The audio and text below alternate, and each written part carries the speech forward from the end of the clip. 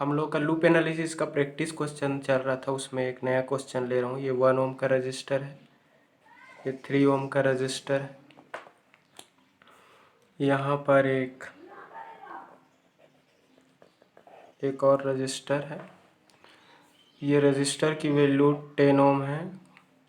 इस रजिस्टर की resistance value 2 ओम। यहाँ पर एक बैटरी लगा है, 10 वोल्ट का बैटरी है ये, प्लस माइनस 10 वोल्ट। ठीक है, 3 ओम हो गया।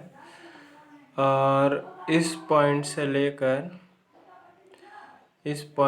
लेकर यहाँ के बीच में एक 6 एम्पियर का एक करंट सोर्स है, 6 एम्पियर। फिर उसके बाद यहीं से एक और एक रजिस्टर, इसके साथ एक पैरेलल रजिस्टर जुड़ा हुआ ऐसा। ठीक है, ये क्या है आपका 2 ओम का है। ठीक है, ये क्वेश्चन वाला दे दिया है इसको। उन्होंने ये बोला determine the current X in 4 ohm resistance of the circuit shown in figure.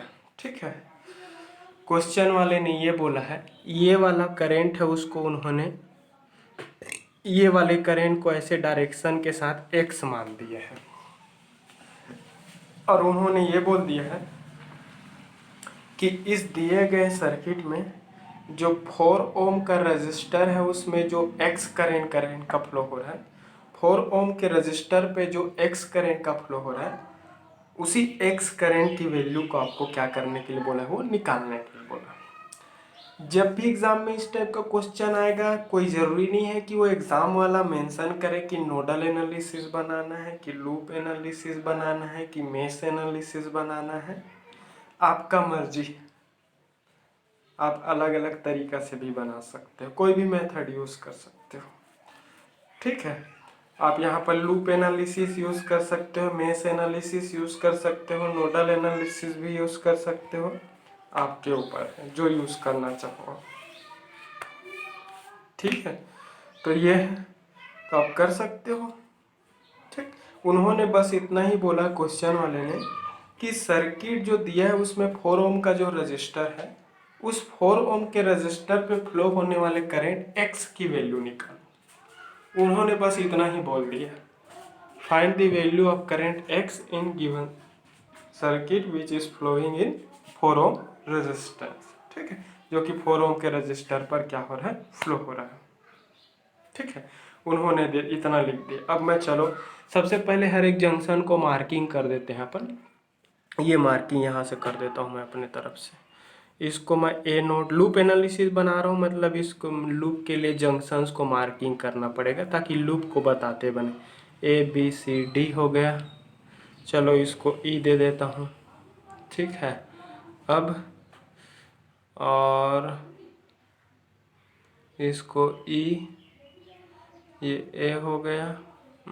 चलो ठीक है, ई हो गया। और क्या दूँ, किसी को और देना पड़ेगा क्या, ई इसको दे देते हैं अपन। इस पॉइंट को एफ नोड नहीं है, मतलब ऐसी जंक्शन ऐसी मार्किंग कर दिए हैं पोजीशन को, ताकि मतलब वो लिखते बने, बताते बने कि हम कैसे के वे लगा रहे हैं, क्या लगा रहे हैं इसको। इसलिए कॉर्नर पॉइंट को हम क्या कर दिए हैं, मार्किंग कर दिए हैं, जहाँ पर नोड है उसको और कॉर्नर है, ताकि मुझे लूप को बताते बन जाए। ये ऐसा। अब क्या है, लूप एनालिसिस यूज़ करना है, तो सबसे पहले हर एक लूप है, हर एक लूप के लिए हर एक ब्रांच पे करंट का वैल्यू पता होना चाहिए। हर एक ब्रांच पर करंट की वैल्यू निकालने के लिए हमें क्या करना है, कोई एक ब्रांच के लेकर शुरुआत करते हैं। क्वेश्चन वाले ने तो इस ब्रांच को दे दिया है कि ये एक करंट है, ऐसा इधर जा रहा है करके। अब ये जंक्शंस पे आएगा ही। ठीक है, यहाँ पे आपको 2 रास्ता मिलेगा। ठीक, 2 रास्ता मिलेगा ना। इस वाले को अपन क्या दे देते हैं, इसको एक्स मिला, तो ये 2 ओम पे फ्लो होने वाला करंट है। इस 2 ओम पे फ्लो होने वाले करंट को अपने तरफ से y मान लेता हूँ। ये तो 6 एम्पियर दिया ही है। ठीक है, इधर 6 एम्पियर दिया ही है, जा रहा है, उसको और कोई मानने की ज़रूरत ही नहीं। ये x मान लिया, इधर को y मान लिया, तो इधर आपका क्या है, वाई जा रहा है, इधर वाई जा रहा है, तो ये वाला करंट क्या हो जाएगा, इधर वाई जा रहा है, इधर 6 जा रहा है, तो इधर फ्लो होने वाला करंट है ये तो टोटल इस पॉइंट पर अगर देखूं तो ये क्या हो जाएगा, y+6 के बराबर हो जाएगा। हालांकि ज़रूरत नहीं है, लेकिन अगर देखूं तो इधर क्या जा रहा है, इधर y जा रहा है, इधर 6 जा रहा है, तो इस पॉइंट पर करंट y+6 होगा। इधर x आ रहा है, तो इस साइड फ्लो होने वाला करंट क्या होगा, ये 1 ओम पर x में से y+6 उधर गया, तो यहाँ 1 ओम पे फ्लो होने वाला करंट क्या हो जाएगा, x में -y-6, मतलब ये y+6 को x में घटाओगे तो जो करंट मिलेगा वही करंट इस 1 ओम पे फ्लो होगा। ठीक है, 2 ओम पे फ्लो होने वाला करंट को मैंने y माना है। ये करंट तो 6 एम्पियर खुद क्वेश्चन वाला दे ही दिया है। तो इधर टोटल करंट कितना जा रहा है, y+6, कितना आ रहा था, x आ रहा था, तो x में से y+6 हटा दो तो जो बचा करंट है वो इधर जाएगा। इसको मैं जाते हुए ले लिए। अब फिर से यहाँ पर दो रास्ता मिल गए हैं, दो रास्ता मिल गए ना, एक डी पॉइंट पर दो रास्ता मिल गया। इधर जाने वाले करंट को सपोज मैं जेड अमाउंट का करंट मान लेता हूँ। ठीक है, तो इधर जाने वाला करंट क्या होगा, ये इतने में जेड घटा दो तो ये क्या हो जाएगा, x -y-6 - z, ऐसा करंट फ्लो होगा इस साइड। अब इधर, अब यहाँ पर y आएगा, y+6 आएगा और ये यहाँ से z आएगा, तो ये फ्लो होने वाला करंट क्या है, y+z+6, ये टोटल करंट इधर जाएगा। इधर से z आ रहा है, इधर से y आ रहा है, इधर से 6 आ रहा है, तो ये y+6+z अमाउंट का करंट इधर जाएगा। यहाँ सी पॉइंट पे आएंगे। ठीक है, तो सी पॉइंट पे आएंगे तो टोटल जो करंट क्या होगा, सी पॉइंट पे आएगा, यहाँ पर सी पॉइंट पे इधर से x - y-z-6 आ रहा है, इधर से क्या आ रहा है आपका y+z+6 आ रहा है, तो टोटल जो करंट यहाँ पर फ्लो होगा वो क्या होगा, x हो जाएगा। y कैंसिल हो जाएगा समेसन में, z कैंसिल हो जाएगा समेसन में, 6 कैंसिल हो जाएगा समेसन में। ठीक है, तो इस टाइप से रहेंगे। ठीक, तो आई थिंक सबको क्लियर हो गया। और x possible S unknown parameter जो लोगे उसको कम ही लेना। यहाँ पर 3 वेरिएबल लिया हूँ, एक्स लिया हूँ, एक दूसरा वाई लिया हूँ, तीसरा जेड लिया हूँ। ठीक है, तो 3 वेरिएबल मिल रहे हैं, यहाँ पर 3 अननोन पैरामीटर मिल रहे हैं। 3 अननोन पैरामीटर मिल रहे हैं तो कैसा भी करके कोई सा भी 3 लूप पे आपको केवीएल लगाना है।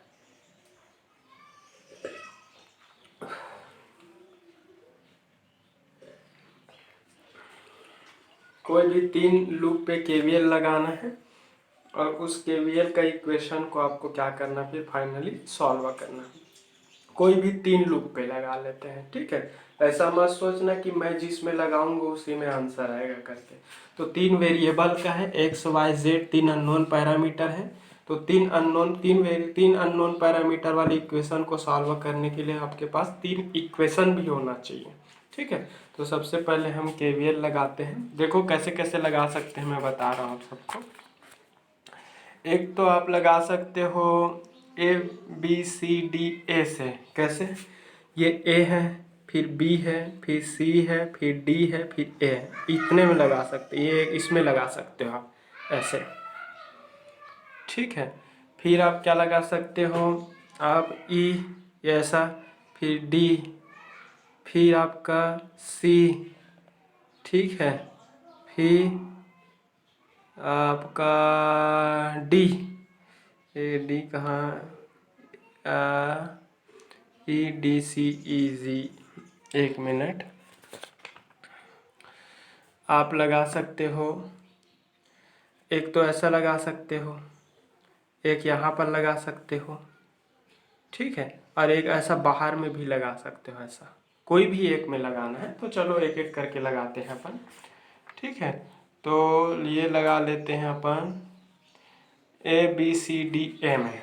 ठीक है, A B C D M है, चलो लगा लेते हैं केवीएल। आप किसी में भी लगा लेना। ठीक है, apply KVL at loop A B C D A से शुरू किया, बी में गया, बी से सी में, सी से डी में, डी से वापस ए में, ऐसा ये लूप है। और मैं केवीएल लगाते समय इसी लूप के ही डायरेक्शन में चलूँगा, ठीक है, इसी डायरेक्शन में ही चलूँगा। तो जब आप जिस अलग अलग ब्रांच पे अलग अलग अमाउंट में करेंट का फ्लो हो रहा है, आप केवीएल लगाते समय जिस ब्रांच में जाओगे उस ब्रांच को देखना, उस ब्रांच में करंट के डायरेक्शन को देखना। अगर आपका केवीएल का डायरेक्शन और उस ब्रांच पे फ्लो होने वाले करंट का एरो देखना, अगर दोनों सेम है तो एलिमेंट पर वोल्टेज ड्रॉप निगेटिव लेना और बैटरी के जिस प्लेट से आप बाहर निकलोगे उसका साइन लेना है, ठीक है।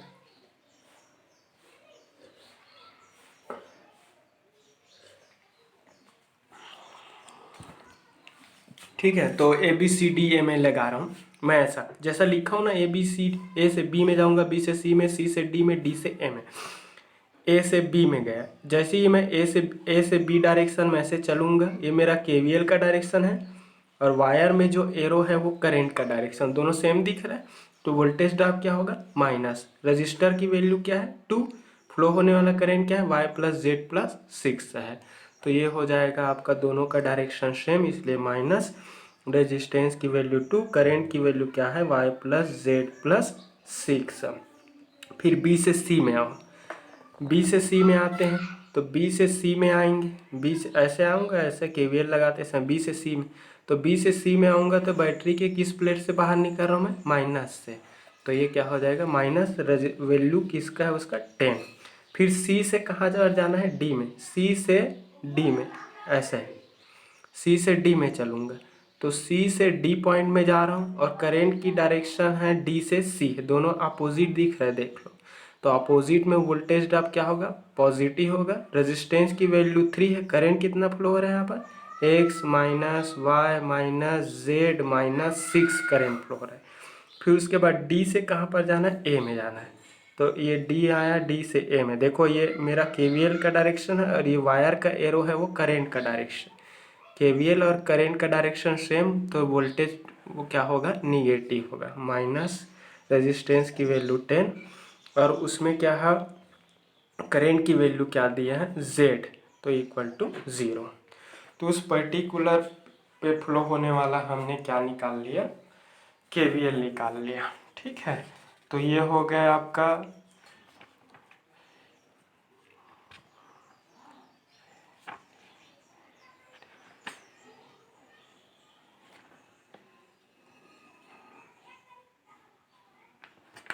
ठीक है। अब इसको अपन क्या कर लेते हैं, इक्वेशन को ब्रैकेट ओपन करके छोटा कर लेते हैं। तो ये -2y -2z -12 -10 plus 3x -3y -3z -18 -10z equal to 0। अब यहाँ पर x y सबको अलग अलग करते हैं। जो x है देखो, x वाला ये अकेला है 3x, y वाले को देखते हैं, ये 3y है और ये 2y है, दो ही जगह पे y है और दोनों का साइन सेम है तो ऐड हो जाएगा। तो ये क्या बनेगा, -5y बनेंगे। z वाले को देखते हैं, ये 2z, फिर ये 3z 5z और 10z -15z, ठीक है, 15z हो जाएगा। और कहीं पर है क्या देखो तो, ये आपका 2z हो जाएगा,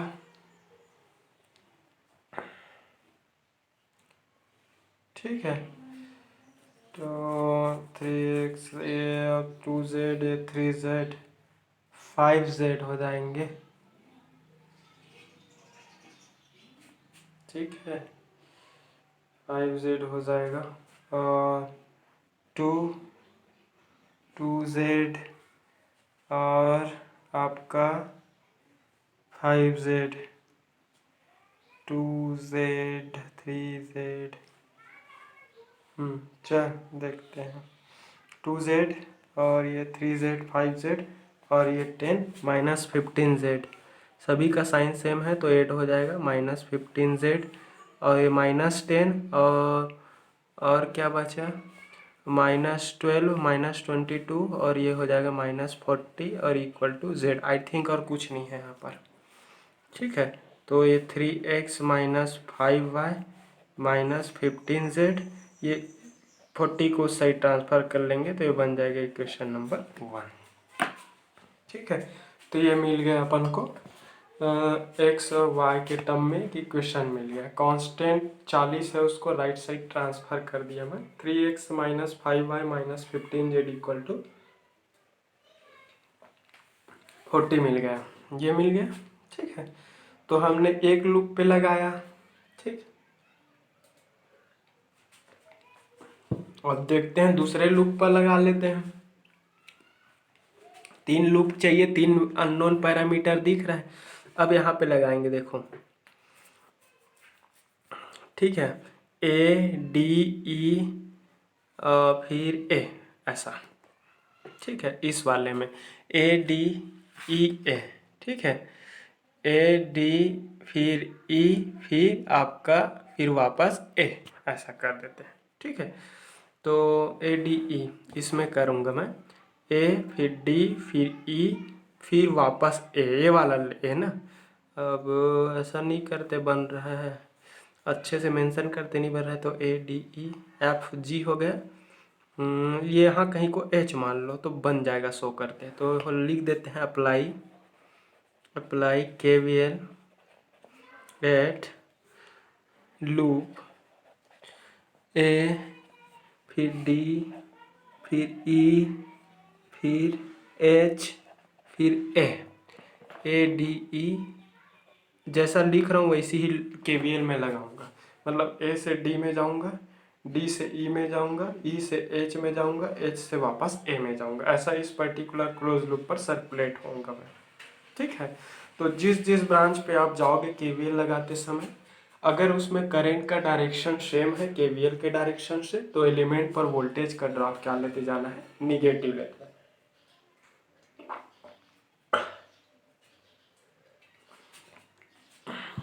ठीक है। तो चलो लगाते जाते हैं। चलो ए से डी में, चलो ए से डी में आ जाओ। ए से डी में जा रहा हूँ तो करंट नीचे से ऊपर जा रहा है, देखो।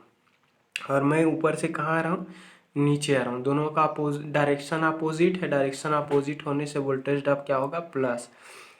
इसकी रेजिस्टेंस वैल्यू क्या है, 10 ओम। फ्लो होने वाला करंट उसमें क्या है, जेड। तो ये क्या हो जाएगा, 10 इंटू जेड हो जाएगा। अब डी से कहाँ जाना है, ई में जाना है। डी से ई में जाओ, डी से ई में ऐसे आऊँगा तो ये डी से ई मेरा क्या है, केवीएल डायरेक्शन है। बट इसमें करंट कैसे फ्लो हो रहा है, ई से डी की ओर, ये एरो देखो। तो दोनों का अपोजिट है, अपोजिट में वोल्टेज ड्रॉप क्या होगा, पॉजिटिव। तो यहाँ का करंट क्या है, एक्स माइनस वाई माइनस 6 है।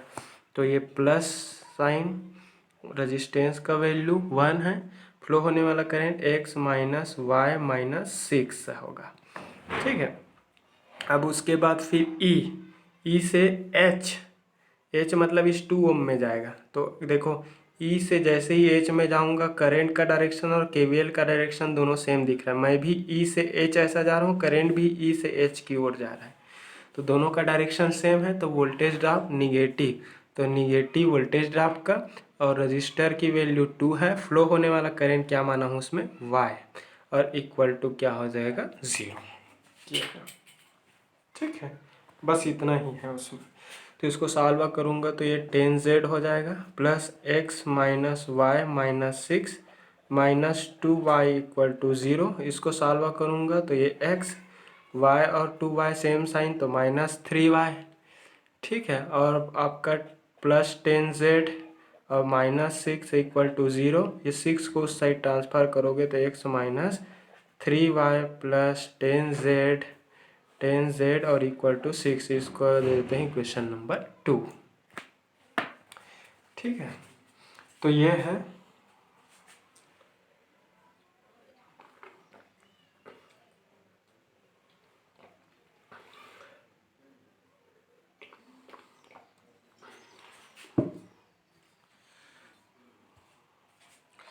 ठीक है। तो ये दो लूप हो गया। थोड़ा बीच बीच में पानी पीना पड़ रहा है, इस कारण वो हो जा रहा है।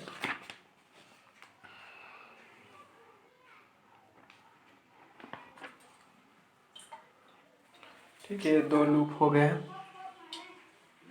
ठीक है। अब ये 3 अननोन पैरामीटर का इक्वेशन मिल रहा है मुझे, तो 3 अननोन 3 वेरिएबल वाले 2 इक्वेशन को सॉल्व करते नहीं बनेगा, तो मुझे कम से कम 3 इक्वेशन चाहिए। तो मैं एक और लूप खोजूंगा, कोई एक और लूप, कोई सा भी एक लूप में आप बना सकते हो, केवीएल लगा सकते हो।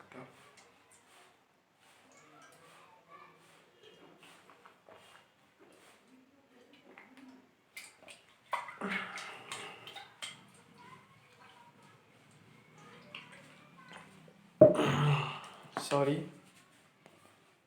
पानी पी रहा था मैं। अब यहाँ पर लगा देते हैं ये वाला लूप। देखो इसको कवर कर लिया मैं, इसमें केवीएल लगाया इस लूप में, फिर इस वाले लूप में लगा लूँगा, फिर इस वाले लूप में। अब यहाँ पर सोच रहे होंगे ये छोटा वाला हम क्यों नहीं लगाया है करके। ठीक है, यहाँ पर करंट सोर्स दिया है तो यहाँ पर करंट सोर्स का ड्रॉप से कोई मतलब नहीं है, और ये तो लूप एनालिसिस है, तो हर एक लूप को कवर करने वाला बात ही नहीं है। 3 वेरिएबल का है तो कोई भी 3 लूप बनाओ, 3 इक्वेशन निकालो और सॉल्व कर लो, यही तरीका है। अब मैं यहाँ से लगा देता हूँ E D C F G ई, ये वाला नीचे वाला इसमें लगाऊंगा, इसमें केवीएल लगा लेता हूँ उस लूप में। कहाँ कहाँ से जैसा लगा रहा हूँ वैसे लिखते जाएंगे। अप्लाई केवीएल एट लूप, कौन से लूप पर, ई के बाद D V C F G E. ठीक है, इससे ये पता चलता है कि अपन केवीएल किस में लगा रहे हैं। इस टाइप का लिख दिया तो उससे ये पता चल जा रहा है कि कैसे लगा रहे हैं। जब भी मैं इस टाइप का आपको न्यूमेरिकल कराते समय लूप को वो करूँगा, मार्किंग करूँगा E D C F G ई, तो मैं इसी डायरेक्शन में ही चलूँगा जैसा लूप मार्किंग किया, मतलब मैं ई पॉइंट से डी पॉइंट में चलूँगा। तो जब मैं ई पॉइंट से डी पॉइंट में जाऊँगा तो ई से डी के बीच में मैं करेंट देखूँगा। मैं ई से डी जा रहा हूँ, लेकिन एक्चुअल करंट क्या ई से डी जा रहा है उसको देखना है। तो अगर एक्चुअल करंट भी ई से डी जा रहा है तो करंट का डायरेक्शन और मेरा केवीएल का डायरेक्शन दोनों सेम है, तो उस ई और डी के बीच में वोल्टेज ड्रॉप निगेटिव होगा। फिर उसके बाद डी से सी में चलूँगा मैं, तो डी से सी में चलते समय क्या डी से सी में मैं जा रहा हूँ तो करंट भी डी से सी की ओर ही जा रहा है क्या, ये देखूँगा। तो डी से सी की ओर जाऊँगा तो फिर डी से सी के बीच करंट अगर मेरे ही डायरेक्शन में गया तो फिर वो क्या होगा, वोल्टेज ड्रॉप निगेटिव होगा। वैसे ही चलते जाना है। तो ई से डी में जाऊंगा, डी से सी में जाऊंगा, सी से एफ में जाऊंगा, एफ से जी में जाऊंगा, जी से ई में जाऊंगा। तो चलो सबसे पहले ई से डी देख लेते हैं। ये है ई से डी में जाऊंगा, तो ई से डी में मैं ऐसा चलूंगा, ये मेरा केवीएल है, और वायर में जो डायरेक्शन है वो करेंट का है, दोनों सेम दिख रहा है ई से डी। तो इस 1 ओम पर वोल्टेज ड्रॉप क्या होगा, निगेटिव होगा। तो चलो लिख लेते हैं पहले निगेटिव उसको, माइनस रेजिस्टेंस की वैल्यू क्या है 1, और फ्लो होने वाला करंट क्या है x माइनस वाई माइनस 6 होगा। ठीक है, उसके बाद फिर डी से सी में चलते हैं। ये ई से डी हो गया, अब डी से सी में चलो, ये ऐसा डी से सी में चलूँगा, ये मेरा केवीएल है डी से सी, ये केवीएल और एक्चुअल करंट का डायरेक्शन है वायर का डायरेक्शन, ये दोनों का डायरेक्शन सेम है। तो इस 3 ओम पर वोल्टेज ड्रॉप क्या होगा, फिर से निगेटिव, सेम डायरेक्शन में निगेटिव। तो माइनस रेजिस्टेंस की वैल्यू 3, फ्लो होने वाला current x minus Y minus Z minus 6। ठीक है, ये हो गया डी से सी। फिर सी से एफ, सी से एफ आऊँगा, कुछ नहीं है। फिर एफ से जी की ओर चलूँगा, एफ से जी की ओर, तो एफ से जी की ओर ऐसा चलूँगा, तो एफ से जी की ओर चलूँगा ऐसे। तो ये मेरा केवीएल डायरेक्शन और ये करंट डायरेक्शन दोनों सेम है। तो फिर से इस 4 ओम पर वोल्टेज ड्रॉप क्या होगा, निगेटिव। तो 4 ओम पर वोल्टेज ड्रॉप निगेटिव -4, और उसमें फ्लो होने वाला करंट तो एक्स है, फिर देख सकते हैं ये एक्स है। अब उसके बाद फिर बैटरी के जिस प्लेट से आप बाहर निकलोगे, कहाँ से बाहर निकलोगे आप, यहाँ से ऐसे आ रहा हूँ मैं, ऐसे ऐसे, कहाँ से बाहर निकला, प्लस से, तो +24, तो +24, ये है आपका +24 और इक्वल टू 0, पूरे को कवर कर दिया। तो उस पर्टिकुलर लूप पे हर एक एलिमेंट पर voltage drop plus applied voltage का सम हमेशा 0 होगा।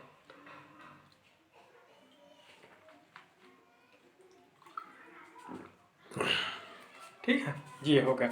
मतलब ब्रैकेट ओपन कर लेते हैं, -x + y + 6 -3x + 3y + 3z अब +18 -4x + 24 = 0। ठीक है, अब देखो ये -x -3x और ये -4x सभी का साइन सेम है, तो 4 और 4 कितना हो जाएगा, ये 8 हो जाएगा। -8x y वाले को देखें, ये y है, ये 3y, दोनों का साइन सेम है, जुड़ जाएगा तो कितना हो जाएगा, +4y। z को देखते हैं, z देखें, ये 3z है, अकेला है यहाँ पर, तो +3z ही होगा। अब कांस्टेंट को देखते हैं, 6 और ये 18, 24 हो गया, और ये 24 सेम साइन है तो 48 हो जाएगा, +48 सेम साइन वाले जुड़ जाएंगे, =0 होगा। ठीक है, अब ये इस कांस्टेंट को उस साइड ट्रांसफ़र कर देते हैं, तो -8x + 4y + 3z और =-48, इसको दे देते हैं इक्वेशन नंबर 3।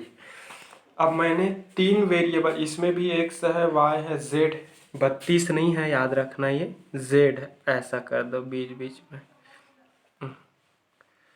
ठीक है, तो ये z है, ये z है, 32 मत कर देना, ये भी z है, ये भी z है, तो जहाँ पर, ठीक है, तो इस टाइप का हो गया। यहाँ भी x है, यहाँ भी y है, यहाँ पर भी z है, ये कांस्टेंट है, इक्वेशन नंबर 3। फिर यहाँ पर भी x y और z कांस्टेंट है, फिर उसके बाद फिर यहाँ पर भी x y z और कांस्टेंट है। 3 वेरिएबल का 3 इक्वेशन निकाला, तीनों इक्वेशन को आप कैलकुलेटर पे रख के पुट कर देना। ठीक है, तो तीनों को सॉल्व करेंगे, कैलकुलेटर में आपका फंक्शन होता है, तो बुक में इसका आंसर गलत दिया है, फिलहाल मेरे पास तो कैलकुलेटर नहीं है, आपको सिंपल यहाँ पर कैलकुलेटर पे वैल्यू पुट करना है और पुट करके निकालना है। तो x का पहले फर्स्ट टाइम जो आंसर जो आएगा वो x का आएगा, और आई थिंक x की वैल्यू अप्रॉक्सीमेट 4 एम्पियर के आसपास ही आना चाहिए, देख लेना 4 के आसपास ही है। तो ये तीनों हम इक्वेशन नंबर 1, 2 एंड 3 वी गेट x, पहला आएगा वो x के वैल्यू है, दूसरा आएगा वो y का वैल्यू होगा, और तीसरा जो आएगा वो z का वैल्यू होगा। ठीक है, तो ये 3 इक्वेशन है, तीनों को सॉल्व करना। अब दिमाग इसमें ये मत लगाना कि एक और लूप बना के कोई चौथा इक्वेशन भी निकाल लेते हैं करके। 3 अननोन पैरामीटर है, तो कोई सा भी 3 लूप सेलेक्ट करना, तीनों से ही सॉल्व करना। ठीक है, आप चौथे के चक्कर में मत रहना। ठीक है, 4 इक्वेशन निकालने की जरूरत नहीं है, एक्स वाई जेड 3 वेरिएबल है, तो 3 वेरिएबल के लिए कोई भी 3 लूप सेलेक्ट करो, 3 लूप सेलेक्ट करके 3 केवीएल लगाओ और 3 इक्वेशन निकालो। तीनों इक्वेशन को कैलकुलेटर पे पुट करके वैल्यू फाइंड आउट कर दो। क्वेश्चन वाले ने सिर्फ एक्स पूछा है, तो एक्स का वैल्यू आपको पहला मिल जाएगा। कैलकुलेटर के इक्वेशन सॉल्व करने वाले फंक्शन पे चले जाइएगा, आपको मिल जाएगा। ठीक है, तो आई थिंक ये क्लियर हो गया होगा। एक और नया टाइप का बुक में मेरे को क्वेश्चन मिला, उसको भी देख लेता हूँ, मैं करा देता हूँ। देखने में जो टफ लगे, जो आपको समझने में प्रॉब्लम हो, वही सब चीज़ को ले रहा हूँ मैं तो अपने तरफ से एज पॉसिबल एज प्रैक्टिस ज़्यादा करा रहा हूँ। अब आप पढ़ते हो कि नहीं ये आप सामने, ठीक है, तो मैं नहीं जान सकता। ठीक, तो ये हो गया, आप ही जानोगे और परमात्मा जानेंगे पढ़ते हैं कि नहीं आप लोग। ठीक, तो ये है, चलो देख लेते हैं।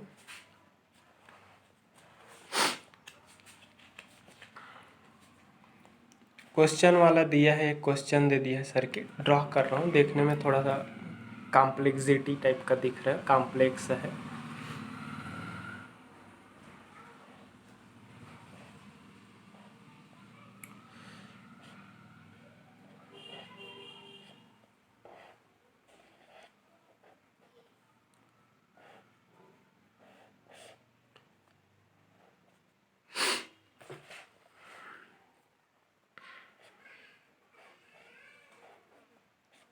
जब भी डायमंड शेप्ड स्ट्रक्चर दिखे, दिमाग में क्लिक करना चाहिए कि वो डिपेंडेंट सोर्स है।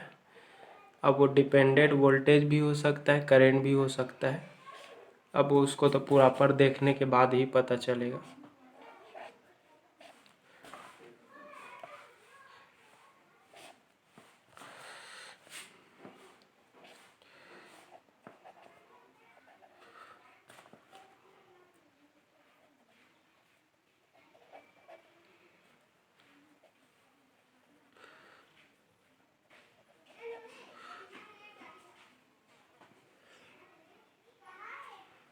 इस पॉइंट के वोल्टेज को क्वेश्चन वाला ने ए बी के वोल्टेज को वी ए पे दिए है प्लस माइनस।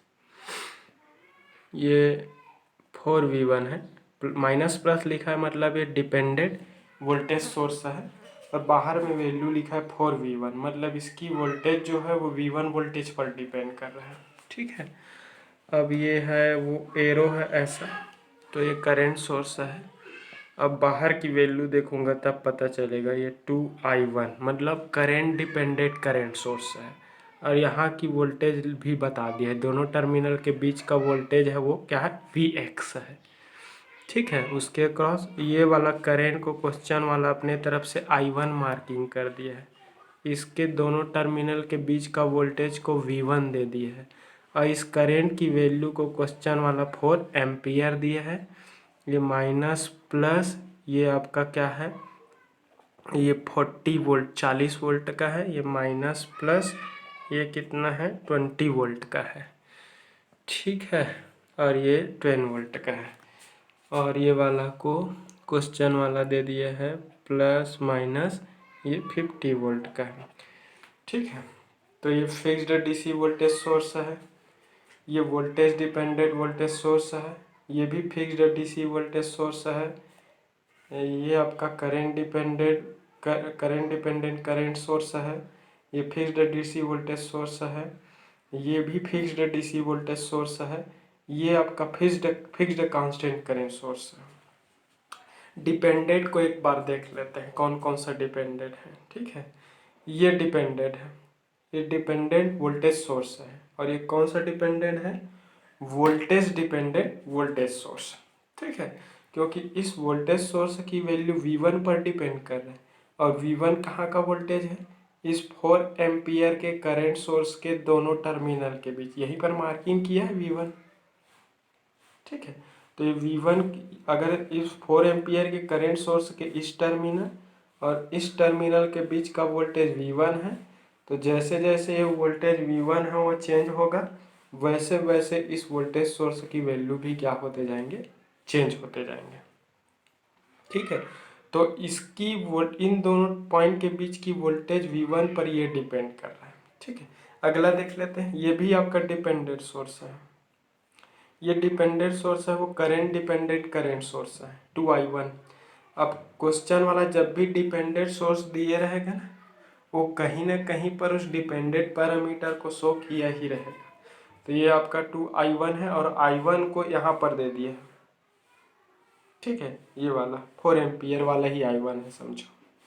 तो जैसे जैसे यहाँ कर इसको करंट की वैल्यू चेंज होंगे, वैसे वैसे इस पर इसकी वैल्यू भी चेंज होगा, तो उस पर डिपेंड कर रहा है। समझ में आया कि नहीं है। अब ये क्वेश्चन वाले ने ये बोला है find the value of I1 V1 Vx and VAB, उन्होंने यही बोला है। ठीक है, क्या क्या पूछा है, I1 निकालो बोला है क्वेश्चन वाला, और क्वेश्चन वाला क्या बोला है, I1 के बाद Vx क्या होगा बोला है, ये वाला वैल्यू को इस डिपेंडेंट करंट सोर्स के दोनों टर्मिनल के बीच वोल्टेज क्या होगा उसको बोला Vx को, और V1 क्या होगा पूछा है, मतलब इस 4 एम्पियर के दोनों टर्मिनल के बीच कितना होगा वोल्टेज V1 उसको पूछा है। ठीक है, और क्या पूछा है, VAB क्या होगा उसको पूछा है, ये पूछा। इतना सारा पैरामीटर उन्होंने पूछ दिया क्वेश्चन में।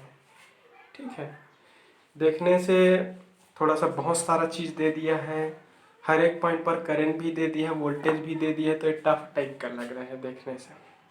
ठीक है, बट एक्चुअल में ये टफ नहीं है, बहुत इजी है, क्योंकि हर एक टाइम हर एक पॉइंट पर आपका वोल्टेज दे दिया है, करंट दे दिया है, तो आसानी से निकाल सकते हैं। अब देख लेते हैं, I1 पूछा है क्वेश्चन वाला।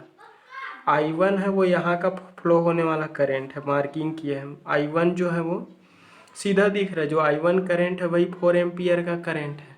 तो सर्किट से दिख रहा है, फ्रॉम सर्किट, ठीक है, सर्किट से ही क्या दिख रहा है, from circuit I1 equal to क्या मिल रहा है हमें, 4 एम्पियर मिल रहा है। सर्किट से देखने से पता चल जा रहा है कि जो I1 जो करंट है वो इक्वल होगा उस 4 एम्पियर के करंट सोर्स की वैल्यू पर, ठीक है। तो सीधा दिख रहा है, तो उसमें कोई दिक्कत ही नहीं है, I1 एक वैल्यू निकल गया।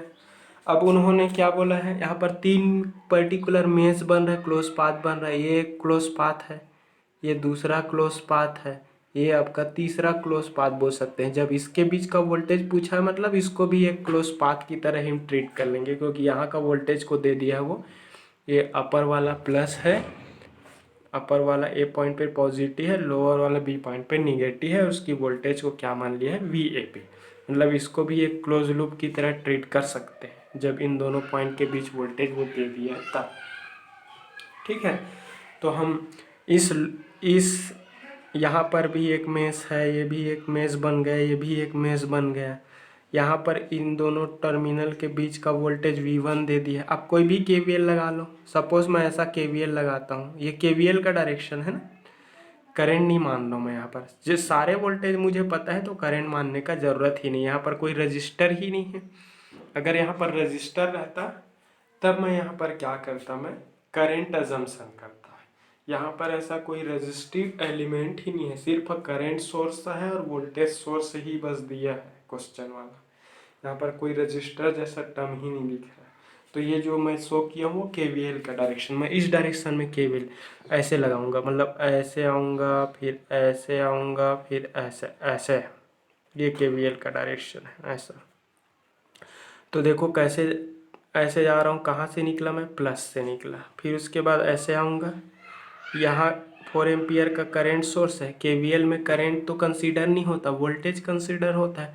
तो कहाँ से निकल रहे हैं, इसके वोल्टेज दिया है V1 क्वेश्चन वाला, प्लस से माइनस, फिर उसके बाद फिर ऐसे, फिर प्लस से माइनस, ठीक है। तो अप्लाई KVL एट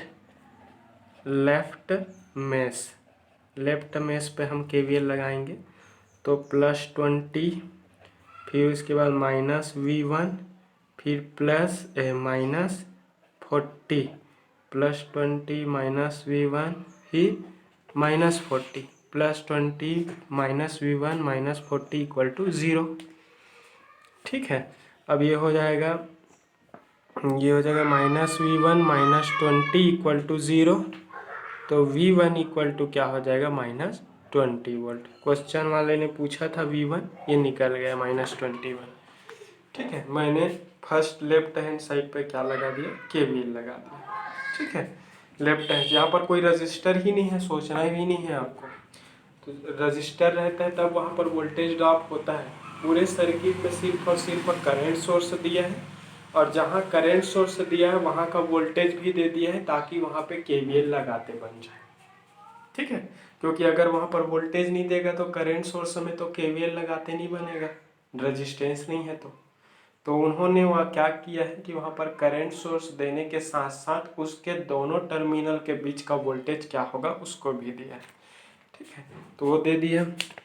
अब सेकेंड नंबर के मेश पे यहाँ पर KVL लगा लेता हूँ, ऐसा ये KVL का डायरेक्शन ले लेता हूँ, मतलब ऐसे लूँगा, ऐसे ऐसे आऊँगा, फिर ऐसे ऐसे आऊँगा, ठीक है। तो प्लस से कहाँ जा रहा हूँ मैं, माइनस में, फिर उसके बाद फिर माइनस से कहाँ बाहर निकला, प्लस, फिर उसके बाद कहाँ से बाहर निकल रहा हूँ मैं, माइनस, फिर उसके बाद फिर माइनस से प्लस। सिर्फ वोल्टेज को लेंगे, करंट को नहीं लेंगे। फिर अप्लाई KVL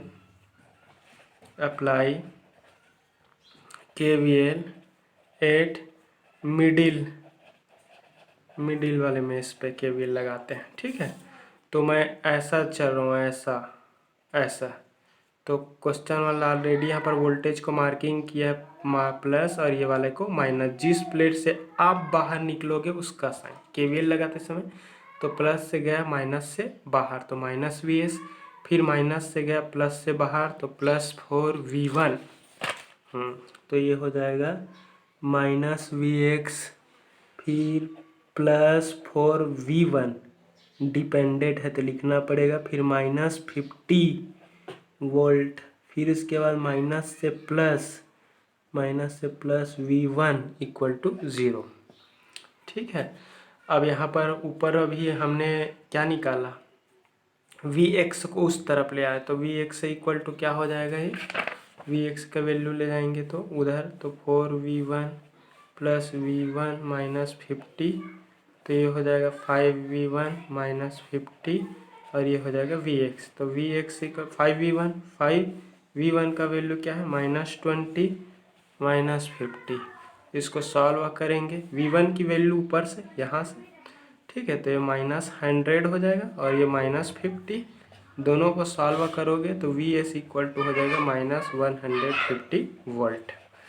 माइनस प्लस में कंफ्यूज नहीं होना है।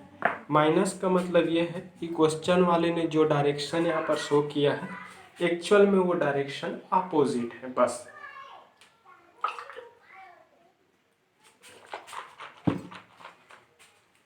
वैल्यू सेम है, बस डायरेक्शन क्या है उसकी अपोजिट है। ठीक है। अब उसके बाद फिर देख लेते हैं,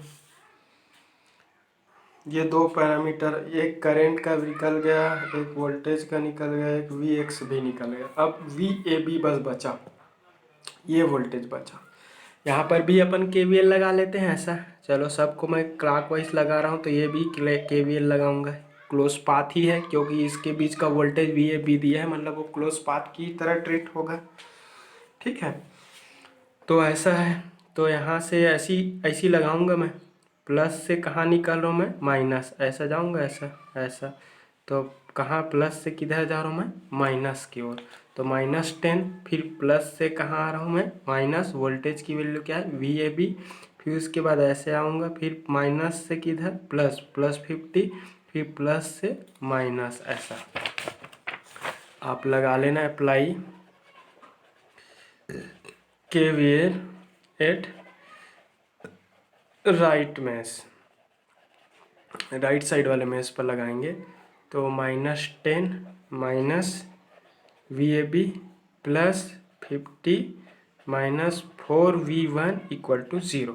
डिपेंडेंट सोर्स में पूरा लेना पड़ता है ना, ठीक है, तो vab को उधर ट्रांसफ़र कर देते हैं, तो -10 +50 -4v1, और vab उधर जाएगा तो +vab हो जाएगा।